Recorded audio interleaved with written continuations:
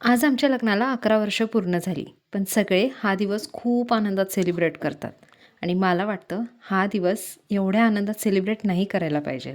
त्याच्या मागचं कारण म्हणजे ह्याच दिवशी आपण आपल्या आई-वडिलांचं घर म्हणजे ज्या घरात आपण लहानचं मोठं झालं आहे, ते घर आपल्याला सोडावं लागतं आणि अजून एक महत्त्वाची गोष्ट म्हणजे आपल्या मनासारखं वागणं, राहणं, बोलणं सगळ्या गोष्टी आपल्याला बदलाव्या लागतात. आपल्या करिअरला सुद्धा फुल स्टॉप लागतो आणि सगळ्या गोष्टी जसं सासरचे लोकं म्हणतील तसंच करावं लागतं.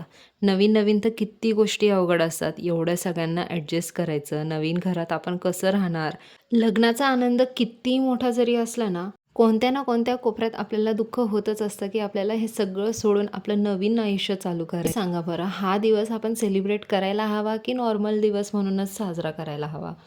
मी तर हा नॉर्मल दिवस म्हणूनच बघितलं. रोजचा दिवस जसा असतो तसाच गेला. रोज सकाळी उठायचं, टिफिन करायचा, घर आवरायचं, मुलांना शाळेत सोडवायचं, त्यांचा अभ्यास घ्यायचा आणि दिवसभर आपण एकटंच. तुम्ही तुमची ॲनिव्हर्सरी कोणत्या पद्धतीने सेलिब्रेट करता हे मला नक्की कमेंट करून कळवा. आणि हां, व्हिडिओ जर आवडल्यास लाईक करायला विसरू नका आणि हो, नवीन असाल तर चॅनलला नक्की सबस्क्राईब करा. भेटूयात नेक्स्ट व्लॉगमध्ये. बाय.